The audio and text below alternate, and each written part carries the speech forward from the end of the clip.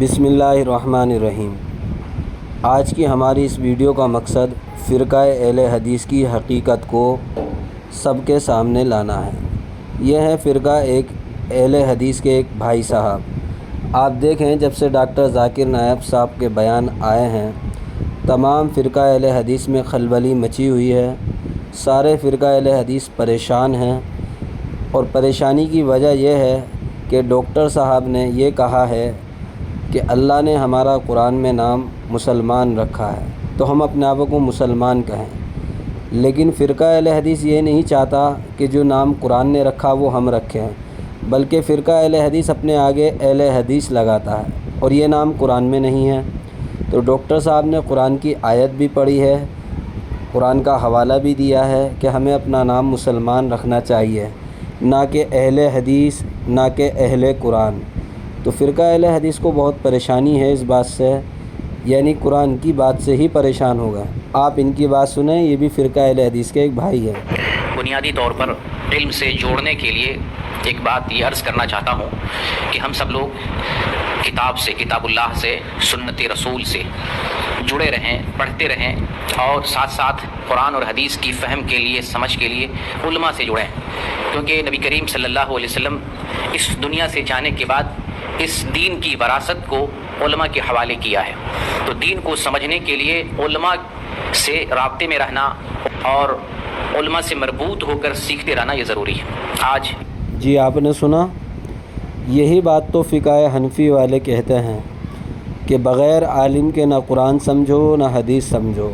جو بنا عالم کے قرآن حدیث کو سمجھتا ہے اس کے گمراہ ہونے کے چانس زیادہ ہوتے ہیں۔ لیکن یہ بھائی صاحب قرآن حدیث خود پڑھو خود سمجھو، یہ فرقہ ہر ایک کو دعوت یہی دیتا ہے، چاہے وہ اہل ہو یا نہ ہو، ہر ایک کو یہ دعوت دیتا ہے بخاری پڑھو بخاری سمجھو، مسلم پڑھو مسلم سمجھو۔ لیکن آدمی اہل نہیں ہوتا، نہ اہل ہونے کی وجہ سے انسان گمراہ ہو جاتا ہے۔ آگے اور سنیں۔ میں دلیل کے طور پر ڈاکٹر ذاکر نائک صاحب کی بات پیش کرنا چاہتا ہوں کہ دیکھیں جب ہندوستان میں تھے تو علماء کے درمیان تھے، بہت سارے علماء جو مدینہ طیبہ کے فارغین ہیں جامعہ اسلامیہ کے، ان کے ارد گرد تھے، ان کے مابین تھے، تو دین کو وہ اچھے طریقے سے سمجھ رہے تھے، اور خاص طور سے ان کا میدان غیر مسلم کا میدان تھا جو ہندوستان میں انہیں مہیا ہوا۔ ہندوستان میں غیر مسلموں کی فیلڈ جو ہے بڑی وسیع ہے، تو وسیع پیمانے پر انہوں نے دعوت و تبلیغ کا کام کیا۔ جب یہ میدان چھوٹ گیا اور ملیشیا جا کے بس گئے تو غیر مسلموں کا میدان ان سے چھوٹ گیا۔ اب وہ ہاتھ پیر مارنے لگے مسلمانوں میں، اب وہ میدان ان کا رہا نہیں۔ تو جس بندے کا جو میدان تھا اس میں ٹھیک تھا، لیکن جب دوسرے میدان میں آ گئے جو میدان ان کا نہیں ہے تو پھر ہاتھ پیر مارنے لگے اور پھر الٹی پلٹی جیسی تیسی باتیں کرنے لگے۔ پاکستان میں آ کر ان کا چہرہ بے نقاب کے، اور دوسری بات ان کا میدان بھی غیر مسلم کا میدان تھا۔ جب آپ دیکھ رہے ہیں پاکستان میں آئے ہیں تو کیا سے کیا قلم، حتیٰ کہ عقیدے میں بڑی بڑی غلطیاں کر رہے ہیں، ان کو یہ تک نہیں معلوم ہے صحیح کیا ہے غلط کیا ہے، وہ ہر ایک چیز۔ جی آپ سن رہے ہیں، یہ ڈاکٹر ذاکر نائک صاحب کے بارے میں بول رہے ہیں۔ حالانکہ جب انڈیا میں تھے تو یہ سارے کے سارے فرقہ اہل حدیث والے کہا کرتے تھے یہ بہت بڑے عالم ہیں، بہت بڑے سمجھ بوجھ رکھنے والے ہیں، ہر بات قرآن سے کہتے ہیں، ہر بات حدیث سے کہتے ہیں اور اس کا ریفرنس دیتے ہیں، ثبوت دیتے ہیں۔ لیکن اب ڈاکٹر صاحب سے اتنے ناراض ہو گئے کہ کہہ رہے ہیں کہ ان کے عقیدے بھی خراب ہو گئے۔ آپ خود سن لیں ان کی زبان سے۔ اس کو صحیح کہہ رہے ہیں، ایک فلسفہ دے رہے ہیں کہ اپنا نام مسلمان رکھو اور یہ کہو کہ میں بھی ٹھیک ہوں تم بھی ٹھیک ہو، سب ٹھیک ہے، تو اس کا مطلب جو جدھر کچھ کر رہا ہے سب ٹھیک۔ جی آپ نے سنا کہ فلسفہ دے رہے ہیں، حالانکہ وہ فلسفہ نہیں دے رہے ہیں بلکہ قرآن پاک کی آیت پڑھ رہے ہیں، اور قرآن پاک میں اللہ نے ارشاد فرمایا کہ ہم نے تمہارا نام مسلمین رکھا ہے، مسلمان رکھا ہے، لیکن یہ قرآن کی آیت کو فلسفہ بتا رہے ہیں فرقہ اہل حدیث والے، کیونکہ ان کو اپنا نام اہل حدیث رکھنا ہے، یعنی قرآن سے ہٹ کر رکھنا ہے، ایک فرقہ بنانا ہے، تو اس لیے ڈاکٹر ذاکر نائک سے ناراض ہیں۔ جیسے نماز پڑھو، جیسے روزہ رکھو، جیسے دین پہ چلو، جو کچھ بھی کرو، شرک کرو تو بھی ٹھیک ہے، بدعت کرو تو بھی ٹھیک ہے۔ کسی بندے نے پوچھا کہ پاکستان میں باباؤں کو رب بنایا جاتا ہے، تو وہ کہتے ہیں کہ نہیں ایسا تو کوئی نہیں ہے، میرے علم میں ایسا کوئی نہیں ہے۔ جی آپ نے سنا، یہ ڈاکٹر ذاکر نائک صاحب پر الزام لگا رہے ہیں کہ ڈاکٹر ذاکر نائک صاحب کہتے ہیں سب ٹھیک ہے، یعنی شرک کرنے والا بھی ٹھیک ہے، بدعت کرنے والا بھی ٹھیک ہے، کفر کرنے والا بھی ٹھیک ہے۔ حالانکہ یہ باتیں ڈاکٹر ذاکر نائک صاحب نے نہیں کہی ہے، بلکہ انہوں نے تو یہ کہا ہے کہ چاروں فقہ یعنی فقہ حنفی، فقہ شافعی، فقہ مالکی، کیونکہ ساری دنیا میں 4 ہی فقہ ہیں، یہ چاروں کے چاروں ٹھیک ہیں، لیکن آدمی کسی ایک کو فالو کر کے چلے۔ لیکن فرقہ اہل حدیث کو کیونکہ فقہ سے پریشانی ہے اور فقہ جتنی بھی چاروں فقہ ہیں ان سے الرجی ہے فرقہ اہل حدیث کو، اور نفرت ہے، اور فقہ کے بارے میں دن رات عوام کو گمراہ کرنے کی کوشش کرتے ہیں۔ اس لیے ڈاکٹر صاحب نے یہ کہا ہے کہ سبھی صحیح ہیں۔ جبکہ بڑے بڑے مزارات چل رہے ہیں، بڑی بڑی فیکٹری چل رہی ہے، شرک کی فیکٹری چل رہی ہے، اور وہ درجہ جو درجہ اللہ کا ہے وہ درجہ لوگوں نے باباؤں کو دے رکھا، اور وہ کہتے نہیں مجھے پتہ ہی نہیں۔ ان سے پوچھا گیا کہ اللہ نور ہے تو پھر جنت میں آدمی ہر کوئی اللہ کو کیسے دیکھے گا؟ اب وہ جواب دیتے ہیں کہ ہر جنتی اللہ کو نہیں دیکھے گا۔ یہ عقیدے کی بہت بڑی غلطی ہے، اس بنیاد پر ان کو اسلام سے خارج کیا جا سکتا ہے۔ یہ عقیدے کا مسئلہ ہے، ہر جنتی اللہ کو دیکھے گا، یہ جنت کی سب سے بڑی نعمت ہے۔ جس مقام میں ہو، اونچے درجے میں ہو، نیچے درجے میں، وہاں تو کوئی محسوس ہی نہیں کرے گا کہ میں نیچے درجے میں ہوں، ادنا۔ جی آپ نے سنا ہے ڈاکٹر ذاکر نائک صاحب کے بارے میں بول رہے ہیں۔ یہ جو بات ڈاکٹر صاحب نے کہی ہے اس سے وہ اسلام سے خارج بھی ہو سکتے ہیں۔ حالانکہ فرقہ اہل حدیث شروع سے ایک آواز لگاتا ہوا آ رہا ہے کہ کوئی آنکھ اللہ کو نہیں دیکھ سکتی۔ ان کی تقریروں میں بھی آپ سن سکتے ہیں، اور قرآن کی آیت پڑھ کر سناتے ہیں، قرآن پڑھ کر سناتے ہیں کہ کوئی بھی آنکھ اللہ کو نہیں دیکھ سکتی۔ اب ڈاکٹر صاحب نے یہ بات کہہ دی ہے کہ ہر ایک دیدار نہیں کرے گا اللہ کا، تو ان پر اسلام سے خارج ہونے کا فتویٰ یہ فرقہ اہل حدیث والے لگا رہے ہیں۔ اور سنیں، جنتی کو اس دنیا کے 10 دنیا کے برابر ملے گا، کوئی محسوس نہیں کرے گا میرا مقام چھوٹا ہے، اور ہر کوئی اللہ کا دیدار کرے گا۔ وہ کہتے ہیں کہ ہر کوئی نہیں دیکھے گا، کتنی بڑی، یہ چھوٹی غلطی نہیں ہے، بہت بھیانک غلطی ہے یہ۔ تو یہ غلطی کہاں پیدا ہوئی کہ انہوں نے اپنا فن چھوڑ دیا، اپنا میدان چھوڑ دیا، علماء کے درمیان وہ خود بھی نہیں ہے۔ ٹھیک ہے، آپ نے بائبل سمجھ لیا، بغیر عالم کی ضرورت تھی، آپ نے گیتا، بھگوت گیتا یہ سب سمجھ لیا، لیکن قرآن اور حدیث کو سمجھنے کے لیے عالم چاہیے۔ اپنے دماغ سے سمجھیں گے تو غامدی کی طرح جو ہے پیدل ہو جائیں گے، عقل سے۔ جی آپ نے سنا، قرآن اور حدیث کو سمجھنے کے لیے عالم کی ضرورت ہے، بغیر عالم کے قرآن حدیث سمجھنا یہ غامدی، جاوید غامدی جو ایک فرقہ ہے اس کی طرح ہو جائیں گے۔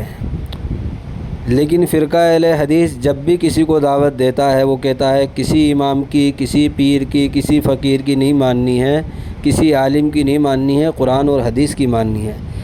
اب کیونکہ ڈاکٹر ذاکر صاحب نے قرآن کی ایک آیت پڑھ کر بات کو واضح کر دیا ہے کہ فرقہ نہیں بنانا ہے، تو ان لوگوں کو بہت پریشانی ہو گئی۔ حالانکہ دعوت یہی دیتے ہیں اطیعوا اللہ و اطیعوا الرسول، کہ ہمارے 2 ہی اصول ہیں، ایک ہے قرآن اور ایک ہے حدیث۔ علماء سے تو کاٹنے کی محنت کرتے ہیں، علماء سے کہتے ہیں کہ علماء کے پیچھے مت چلو، قرآن حدیث پڑھو، خود سمجھو اور خود پڑھو۔ لیکن آج ان کی کیونکہ محنت پر ڈاکٹر صاحب نے پانی پھیر دیا ہے، آج ان کو علماء یاد آنے لگے ہیں۔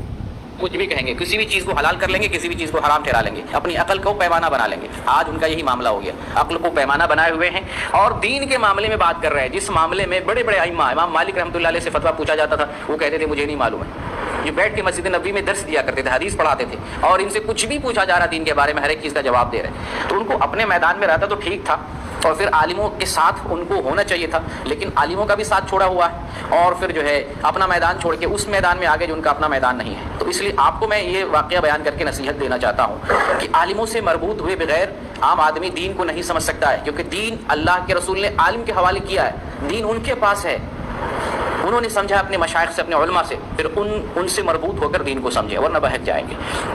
جی آپ نے سنا، اللہ تعالی ہم سب کو علماء دیوبند کی اور علماء کی قدر کرنے کی توفیق دے۔ شروع سے ہی علماء اکرام یہ بات کہتے ہوئے دیکھتے ہیں کہ بغیر عالم کے قرآن حدیث کو سمجھنا یہ آدمی کہیں اور جا سکتا ہے، لیکن فرقہ اہل حدیث بس ہر ایک کو اسی کام میں لگاتا ہے کہ بخاری پڑھو، مسلم پڑھو، خود سمجھو، خود رکھو۔ اور آپ دیکھیں جو بھی فرقہ اہل حدیث میں آتا ہے نوجوان، اس کے ہاتھ میں یہ حدیث پکڑا دیتے ہیں، اس کے ہاتھ میں یہ بخاری پکڑا دیتے ہیں، اس کے ہاتھ میں یہ قرآن پکڑا دیتے ہیں کہ خود پڑھو، خود سمجھو۔ نتیجہ یہ ہوتا ہے کہ پھر وہ علماء کو غلط سمجھتے ہیں اور بڑے بڑے محدثین کو برا بھلا کہتے ہیں۔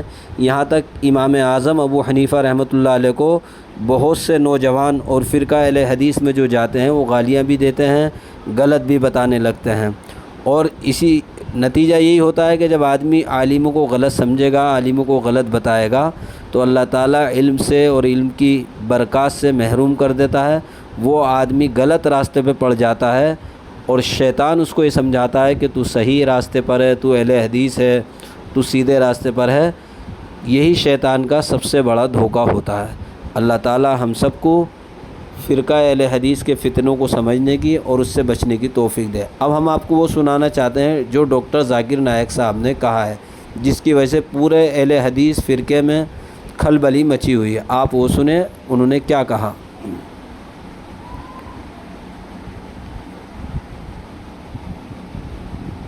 آپ نے جانتے ہوں گے مفتی تقی عثمانی اکنامکس کے اندر، اسلامک اکنامکس میں آج کے تاریخ میں نمبر 1 ہے، فادر آف اسلامک اکنامکس۔ میرے نزدیک جب میں یہ چاروں ائمہ کی کتابیں پڑھا ہوں اور علماء کے ساتھ میں اسٹڈی کیا ہوں، میرے والد شافعی تھے، میں رتناگری سے۔ جی آپ نے سنا، ڈاکٹر صاحب نے کہا کہ میرے والد صاحب شافعی تھے، تو ان کا مسلک تو ہمیں پتہ چل گیا ہے، اس لیے کہ فرقہ اہل حدیث کا کوئی مسلک نہیں ہوتا، وہ خود کو مجتہد سمجھتا ہے اور اس کا اہل بھی نہیں ہوتا، نہ ادھر کا رہتا نہ ادھر کا رہتا۔ اور آگے سنیں ڈاکٹر صاحب نے کیا کہا۔ حنفی آتے تھے، شافعی آتے تھے، اہل حدیث آتے، وقف کر دی تو کیا ڈرنا۔ اسی لیے اللہ تعالیٰ فرماتے سورہ عمران میں سورہ نمبر 3 آیت نمبر 103 میں وَاعْتَصِمُوا بِحَبْلِ اللَّهِ جَمِيعًا وَلَا تَفَرَّقُوا، اللہ کی رسی کو مضبوطی سے پکڑو اور آپس میں مت بٹو۔ آپ کے پاس بھی اس ملک میں بڑے بڑے علماء ہیں، مفتی تقی عثمانی اکنامکس کے اندر، اسلامک اکنامکس میں آج کے تاریخ میں نمبر 1 ہے۔ مفتی تقی عثمانی کا نام تو سنا ہے آپ نے، جانتے ہوں گے، لیکن آج کی تاریخ میں نمبر 1 ہے۔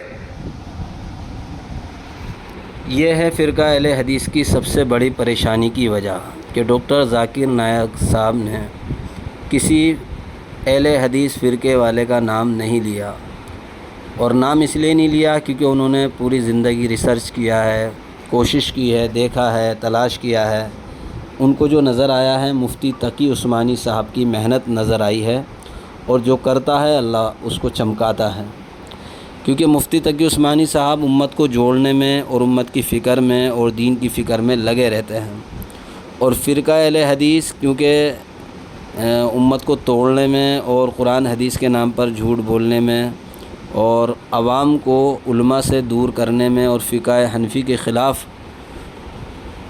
لوگوں کو بھڑکانے میں لگے رہتے ہیں، اس لیے ڈاکٹر صاحب نے ان کا نام نہیں لیا، اس لیے فرقہ اہل حدیث پریشان ہے۔ اور سنیں آگے کیا کہا۔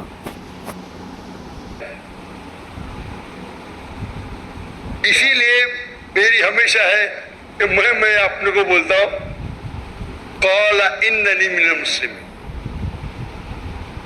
عملی طور پہ چاروں ائمہ نے کہا، آپ کو کوئی بھی فتویٰ ملا جو اللہ اور اللہ کے رسول کے خلاف ہے، فتوے کو چھوڑ دو، تو عملی طور پہ میں پکا حنفی، پکا شافعی، پکا حنبلی، پکا مالکی، پکا اہل حدیث، پکا سلفی۔ میں تحقیق کرتا ہوں، عمل کرتا ہوں، یہ سب میرے ائمہ ہیں۔ اور اب جائیں گے، اگر باہر نکلیں گے پاکستان اور انڈیا کے بعد، یہ علماء کو ملیں گے، یہ عالم سب لوگ کی عزت کرتے۔ میں بھول گیا اور ایک بڑے عالم کے ڈاکٹر ضیاء الرحمن آزاد۔ جی ڈاکٹر صاحب نے آیت پڑھی وقال اننی من المسلمین، کہ میں مسلمان ہوں، ہم نے تمہارا نام مسلمان رکھا اس لیے میں مسلمان کہتا ہوں اپنے آپ کو، یہ نہیں کہتا میں اہل حدیث ہوں، اہل قرآن ہوں، تو میں اپنا نام مسلمان رکھتا ہوں۔ لیکن فرقہ اہل حدیث والے اس سے بہت پریشان ہو گئے، یعنی انہوں نے قرآن پڑھا ہے، وہ قرآن کی وجہ سے پریشان ہو گئے کہ فرقہ اہل حدیث کا نام کیوں نہیں لیا، اپنے آپ کو اہل حدیث کیوں نہیں بتایا اور سب کو صحیح کیوں بتا دیا۔ تو بھائی چاروں فقہ حق پر ہوتی ہیں، چاروں فقہ صحیح ہوتی ہیں، کسی ایک کو بھی فالو کر لو۔ اگر کسی ایک کو بھی فالو نہیں کرو گے تو پھر آدمی غلط راستے پر پڑا ہوا ہے، اس لیے کہ یہ راستے ہیں جو اللہ اور اس کے رسول تک پہنچنے کے راستے ہیں۔ منزل سب کی ایک ہی ہے، اللہ رسول۔ یہ 4 راستے ہیں، کسی سے بھی جاؤ گے اللہ رسول تک پہنچ جاؤ گے۔ اللہ تعالی ہم سب کو فقہ پر عمل کرنے کی اور ان کے ساتھ چلنے کی، اس کو سمجھنے کی توفیق عطا فرمائے۔ السلام علیکم۔